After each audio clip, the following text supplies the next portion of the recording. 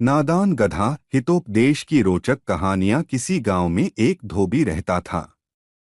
उसने घर की रखवाली के लिए एक कुत्ता और रोज के काम के लिए गधा रखा हुआ था। वह गधे की पीठ पर काफी बोझ लादा करता। एक रात धोबी घर में चैन की नींद सो रहा था, तभी एक चोर आ पहुंचा। धोबी का गधा और कुत्ता आंगन में बंधे थे। उन्होंने चोर को अंदर आते देखाए, पर कुत्ते ने मालिक को चौकन्ना नहीं किया। गधे ने उससे कहा, मित्र, यह तुम्हारा फर्ज बनता है कि तुम मालिक को चोर के आने की खबर दो, तुम उसे उठाते क्यों नहीं? कुत्ते ने चिढ़कर कहा, तुम परवाह मत करो। पता है, मैं दिन रात घर की पहरेदारी करता हुए, पर मालिक के साथ ऐसा ही सलूक करना चाहिए। अच्छा है, चोरी होने दोए, उसे नुकसान हो गए तब मेरी कद्र पता चलेगी। गधा कुत्ते की बात से सहमत नहीं था। उसने उसे समझाने की कोशिश की, सुनो दोस्तय, नौकर को इस तरह शर्तें लगा करे अपने काम को अनदेखा नहीं करना चाहिए। मालिक को इस समय तुम्हारी जरूरत है। पर अड़ियल कुत्ते पर कोई असर नहीं हुआ। वह उसकी सलाह को अनसुना कर बोला, तुम कृपया मुझे पाठ मत पढ़ाओ। तुम्हें नहीं लगता कि मालिक को भी अपने नौकर की देखभाल देखभाल व कद्र करनी चाहिए? गधा काफी परेशान था। वह दोबारा कुत्ते से बहस करने नहीं गया। हालांकि उसे लगा कि इस समय उसे मालिक की मदद करनी चाहिए।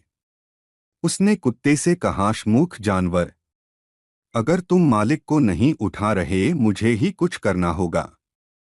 गधे ने पूरी तेजी से रेंकना शुरू कर दिया। धोबी गहरी नींद से जाग गया और हाथ में छड़ी लेकर बाहर निकला।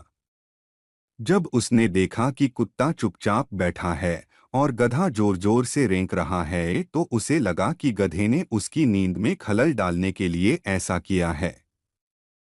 वह अपना आपा खो बैठा और गधे को बड़ी बड़ी बेरहमी से पीटने लगा। बेचारे गधे ने वहीं दम तोड़ दिया। शिक्षा है, अपना काम करो और बिन मांगे सलाह मत दो। कहानी कैसे लगी हमारे दोस्तों? अच्छा लगा तो लाइक, शेयर और सब्सक्राइब जरूर कर ले, ताकि ऐसे मज़ेदार कहानियां सुनने मिले आपको सबसे पहले। हमारे साथ बने रहने के लिए आप सभी को दिल से धन्यवाद। ऐसे ही बने रहिए हमारे साथ, ताकि आप सभी को ऐसे मज़ेदार कहानियां सुना सके। चलिए मिलते हैं फिर एक मज़ेदार कहानी के साथ। तब तक आप लोग अच्छे से रहे, ठीक ठाक रहे, अपना ध्यान रखे और हमेशा ऐसे ही हमारे साथ बने रहिए। हेलो प्यारे दोस्तों, गुड मॉर्निंग, सुप्रभात। बढ़िया हो आप लोग? चलिए सुनते हैं मज़ेदार कहानी। और हाँ, आप लोग लाइक और शेयर और सब्सक्राइब करने में बड़ी कंजूसी करते हो यार। कर डाला करो, आपके लिए बढ़िया बढ़िया कहानी लाते हैं। और चलिए सुनिए। पक्षी व मूर्ख बंदर हितोपदेश की रोचक कहानियां। एक नदी के किनारे विशाल वृक्ष था। इसकी शाखाओं पर अनेक पक्षी घोंसले बनाकर रहते थे। वृक्ष की घनी शाखाएं उन्हें वर्षा की बूंदों व सूरज की धूप से सुरक्षित रखती थीं। एक दिन आकाश में बादल छा गए व देखते ही देखते जोरों से वर्षा होने लगी। पक्षी घोंसलों में जा छिपे। पेड़ के आसपास खेल रहे कुछ बंदर पानी से भीग गए और पेड़ के नीचे बैठे सब ठंड से कांपने लगे। उन्हें देखकर एक पक्षी बोला, प्यारे भाइयों, अगर तुमने पहले ही हमारी तरह कोई घर बना लिया होता तो तुम्हें। बंदरों को पक्षी की यह सलाह पसंद नहीं आई। वे चिढ़ गए। उन्हें लगा कि पक्षी उनका मजाक उड़ा रहे हैं। वह यह सोचकर क्रोधित होने लगे कि ये नन्हे जीव हमारी खिल्ली उड़ाते हैं। ये हमें सबक सिखाते हैं क्योंकि इनके पास अपना घर है। उनमें से एक बोला, बारिश रुकने दोए, हम तुम्हें बताएंगे कि हम अपना घर कैसे बनाते हैं। जैसे ही बारिश रुकी, बंदर पेड़ पर चढ़े व सभी पक्षियों के घोंसले नष्ट कर दिए। उन्होंने उनके अंडे फोड़ दिए व नन्हे बच्चों को पेड़ से धकेल दिया। बेचारे पक्षी बंदरों का ऐसा बर्ताव देखकर दंग रह गए। वे यहाँ वहाँ उड़ने लगे। उन्हें पछतावा व एहसास हुआ कि मूर्ख बंदरों को सलाह नहीं देनी चाहिए थी। शिक्षा है, जब तक मांगी या पूछी न जाए कोई सलाह मत दो। कहानी कैसे लगी मेरे प्यारे दोस्तों? अच्छी लगी तो लाइक शेयर और सब्सक्राइब ज़रूर से ज़रूर कर लीजिए ताकि ऐसे मज़ेदार कहानियाँ सुनने मिले आपको सबसे पहले। चलिए आप लोग अपना ध्यान रखें, बढ़िया से रहें, मज़े से रहिए और ऐसे ही हमारा मज़ेदार कहानियाँ सुनते रहिए। सब दोस्तों यारों के साथ शेयर ज़रूर कर ले ताकि उनको भी सुनने मिले ऐसे कहानियाँ और कुछ सीखने मिले हमारे दोस्तों। चमत्कार। दादा दादी की कहानी। वर्षा का मौसम था। एक बैलगाड़ी कच्ची सड़क पर जा रही थी। यह बैलगाड़ी श्यामू की थी। वह बड़ी जल्दी में था। हल्की हल्की वर्षा हो रही थी। श्यामू वर्षा के तेज होने से पहले घर पहुंचना चाहता था। बैलगाड़ी में अनाज के बोरे रखे हुए थे। बोझ काफी था इसलिए बैल भी ज्यादा तेज नहीं दौड़ पा रहे थे। अचानक बैलगाड़ी एक ओर झुकी और रुक गई। हे भगवान, ये कौन सी नई मुसीबत आ गई अब? श्यामू ने मन में सोचा। उसने उतरकर देखा। गाड़ी का एक पहिया गीली मिट्टी में धंस गया था।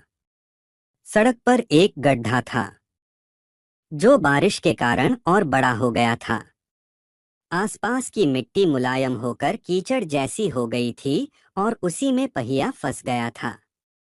श्यामू ने बैलों को खींचा और खींचा, फिर पूरी ताकत से खींचा। बैलों ने भी पूरा जोर लगाया लेकिन गाड़ी बाहर नहीं निकल पाई। श्यामू को बहुत गुस्सा आया। उसने बैलों को पीटना शुरू कर दिया। इतने बड़े 2 बैल इस गाड़ी को बाहर नहीं निकाल पा रहे हैं, यह बात उसे बेहद बुरी लग रही थी। हारकर वह जमीन पर ही बैठ गया। उसने ईश्वर से कहा, हे ईश्वर, अब आप ही कोई चमत्कार कर दो जिससे कि यह गाड़ी बाहर आ जाए। मैं 11 रुपए का प्रसाद चढ़ाऊंगा। उसे एक आवाज सुनाई दी। तभी श्यामू, ये तो क्या कर रहा है? अरे, बैलों को पीटना छोड़ और अपने दिमाग का इस्तेमाल कर। गाड़ी में से थोड़ा बोझ कम कर, फिर थोड़े पत्थर लाकर इस गड्ढे को भर, तब बैलों को खींच। इनकी हालत तो देख, कितने थक गए हैं बेचारे। श्यामू ने चारों ओर देखा। वहां आसपास कोई नहीं था। श्यामू ने वैसा ही किया जैसा उसने सुना था। पत्थरों से गड्ढा थोड़ा भर गया और कुछ बोरे उतारने से गाड़ी हल्की हो गई। श्यामू ने बैलों को पुचकारते हुए खींचा, जोर लगा के, और एक झटके के साथ बैलगाड़ी बाहर आ गई। वही आवाज फिर सुनाई दी। देखा श्यामू, यह चमत्कार ईश्वर ने नहीं, तुमने खुद किया है। ईश्वर भी उनकी ही मदद करते हैं जो अपनी मदद खुद करते हैं। कहानी कैसे लगी हमारे प्यारे दोस्तों? अच्छी लगी तो हमारे साथ ऐसे ही बने रहिए और जो सब्सक्राइब नहीं किए हैं वो सब्सक्राइब ज़रूर से ज़रूर कर ले ताकि ऐसे मज़ेदार कहानियों के लिए आपको सबसे पहले नोटिफिकेशन मिल जाए और आप लोग ऐसे मज़ेदार कहानियाँ सुन सके और देख सके। तो कर लीजिए ना दोस्तों जल्दी से जल्दी सब्सक्राइब।